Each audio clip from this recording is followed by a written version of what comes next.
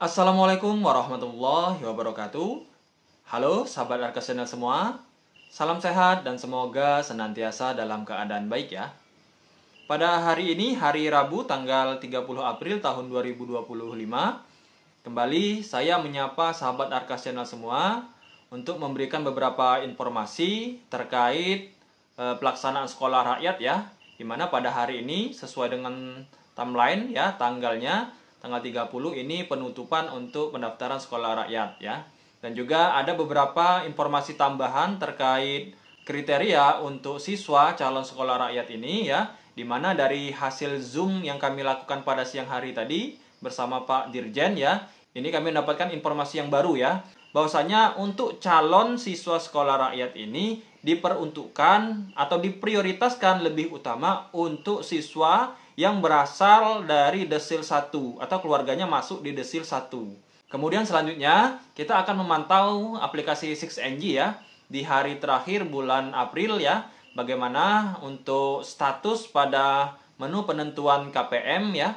Apakah sudah ada periode terbaru yang muncul untuk penyaluran tahap kedua ini ataukah masih belum muncul periodenya ya. Dan juga kita akan melihat SK terakhir ya yang ada pada menu rekap ya untuk program bansos, apakah masih sama seperti kemarin ataukah ada SK terbaru yang muncul per hari ini ya. Jadi simak terus informasi yang saya sampaikan ya sampai akhir agar dapat dipahami secara keseluruhan. Bagi sahabat Arkas Channel yang baru menemukan channel saya, mohon dukungannya dengan cara subscribe, like, komen, dan share jika informasi yang saya bagikan ini bermanfaat dan berguna bagi sahabat Arkas Channel semua. Baik, langsung saja kita ke informasi selengkapnya. Sahabat Arkas Channel, jadi pada siang hari tadi ya, kami melakukan Zoom ya dengan Pak Dirjen ya dan juga SDM PKH se-Indonesia ya terkait pelaksanaan sekolah rakyat, terutama untuk calon ya siswa sekolah rakyat itu sendiri ya. Di mana ada prioritas utama yang akan diutamakan untuk calon siswa sekolah rakyat ini ya. Jadi berdasarkan paparan informasi yang kami terima selaku SDM PKH, bahwasanya untuk kriteria utama atau sasaran utama yang dikhususkan untuk anak calon siswa sekolah rakyat ini, yang pertama itu mereka atau anak dari keluarga miskin ekstrim dan miskin ya. Jadi miskin ekstrim dan miskin. Miskin ekstrim itu desil 1 dan keluarga yang miskin itu desil 2. Nah, jadi dari kedua desil inilah calon siswa sekolah rakyat ya.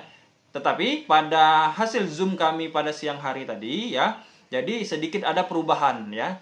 Jadi berdasarkan arahan dari Pak Dirjen bahwasanya untuk calon siswa sekolah rakyat ini diperuntukkan atau diprioritaskan lebih utama untuk siswa yang berasal dari desil 1 atau keluarganya masuk di desil 1. Selanjutnya akan diseleksi kembali untuk calon siswa sekolah rakyat yang memang ya dari desil 1 itu kondisi sosial ekonomi yang lebih memprihatinkan ya, atau kondisinya yang memang lebih sangat membutuhkan seperti itu. Jika kondisi pendaftarnya ini melebihi kuota yang telah ditetapkan ya. Khusus di wilayah kami ya, Kota Palembang, ini kuota untuk siswanya sebanyak 50 siswa ya. Dimana untuk tingkat SMA ya, jadi anak yang lulus SMP melanjutkan ke tingkat SMA ya, setingkat dengan SMA.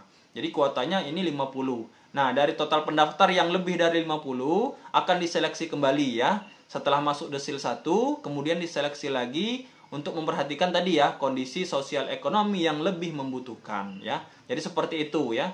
Jadi informasi yang memang kami dapatkan pada hari ini, prioritas utama untuk calon siswa sekolah rakyat itu untuk anak yang berada pada desil 1 atau keluarga miskin ekstrim ya, kalau dari pendapatan per kapita ya, seperti itu.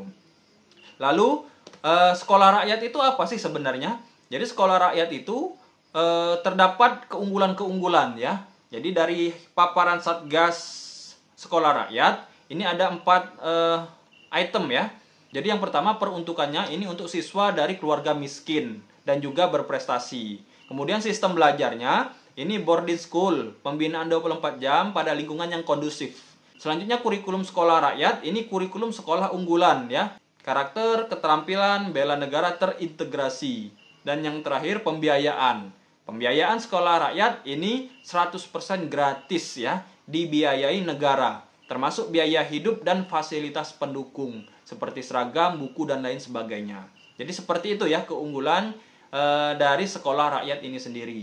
Jadi bagi siswa-siswa atau anak dari KPM yang berada dalam desil 1 ya, yang saat ini sudah mendaftar, tinggal ditunggu saja untuk proses tahapan seleksi selanjutnya melalui pendamping PKH-nya di wilayahnya masing-masing ya. Jadi seperti itu untuk informasi yang pertama terkait sekolah rakyat. Kemudian yang selanjutnya kita akan memantau ya aplikasi 6NG untuk menu penentuan KPM, apakah sudah muncul periode terbaru untuk penyaluran PKH di tahap kedua ini ya, atau masih periode yang lama ya. Dan kita akan mengecek juga SK terakhir yang tampil pada aplikasi 6NG ya, yang dikeluarkan oleh pemerintah. Langsung saja kita ke aplikasi 6NG. Baik ya, di sini sudah saya buka aplikasi 6NG ya. Jadi pantauan kita melalui aplikasi 6NG ini pada hari Rabu ya, ini tanggal 30 April tahun 2025, tepatnya lebih kurang pukul 19.45 ya, atau mendekati pukul 8 malam ya. Jadi kita akan melihat yang pertama untuk menu PKH ya, di menu penentuan KPM ya. Kalau pada 2 hari yang lalu kita lihat di penentuan KPM ini masih belum tampil ya untuk periode yang terbaru karena memang belum diproses sepertinya. Nah, apakah di hari terakhir bulan April ini di menu penentuan KPM ini sudah ada yang muncul atau masih sama seperti kemarin ya? Kita ke menu penentuan KPM. Baik, kita pilih periodenya ya. Apakah sudah ada yang muncul atau masih sama seperti kemarin? Baik ya. Jadi setelah kita pilih periode, ternyata yang muncul masih periode PKH yang lama ya. PKH Januari-Maret 2025. Jadi dapat kita simpulkan bahwasanya memang ya, sepertinya di tahap kedua ini pada akhir bulan April ya, ini masih belum muncul, belum diproses untuk penyaluran di tahap kedua ini ya. Kemungkinan memang datanya masih belum selesai ya untuk diperingkat atau digolongkan desilnya oleh BPS maupun Pusdatin. Nanti kalaupun sudah selesai ya, mudah-mudahan ya di dalam menu penentuan KPM ini untuk pilihan periode di tahap kedua ini sudah muncul. Jadi kita dapat memantau ya siapa-siapa KPM yang akan cair di tahap kedua ini ya. Karena seperti yang kita ketahui ya, untuk tahap kedua ini akan berbeda dengan tahap 1 kemarin ya. Data yang kita gunakan adalah DTSEN. Yang kemungkinan di tahap pertama kemarin cair, akan tetapi di tahap kedua ini setelah dilakukan perankingan ini tidak masuk dalam peringkat desil 1 atau desil 2 ya. Karena memang prioritas utama untuk penerima bansos ini yang termasuk di desil 1 dan desil 2 berdasarkan informasi dari kementerian ya. Akan tetapi tidak menutup kemungkinan untuk desil yang ketiga juga ya. Jadi yang pasti ya, untuk tahap kedua ini memang digolongkan, diprioritaskan untuk masyarakat yang kategorinya memang kurang mampu ya, atau desil 1 dan 2. Selanjutnya kita akan melihat rekap DTKS ya, atau ini masih di menu DTKS ya, belum berubah. Kita akan lihat SK terakhir yang tampil. Nah, ini di sini sudah langsung muncul ya. Periode SK terakhir yang muncul di aplikasi 6NG yaitu periode 21 Maret 2025. Nah, seperti ini ya. Jadi memang ini belum ada SK terbaru yang tampil ya. Jadi dapat kita simpulkan bahwasanya di akhir bulan April ini belum ada tanda-tanda untuk diproses penyaluran tahap kedua. Mudah-mudahan ya, kita berdoa saja ya bagi sahabat Arkas Channel dan bagi para KPM. Di awal bulan Mei ya, ini datanya sudah selesai dilakukan perankingan dan mulai diproses untuk penyaluran di tahap kedua. Ketika sudah masuk di penentuan KPM, maka kita akan mengetahui sekali lagi ya, mengetahui siapa-siapa yang akan cair ya. Mungkin ini saja ya informasi yang bisa saya sampaikan ya pada hari ini. Terima kasih atas segala perhatiannya. Saya akhiri. Wassalamualaikum warahmatullahi wabarakatuh.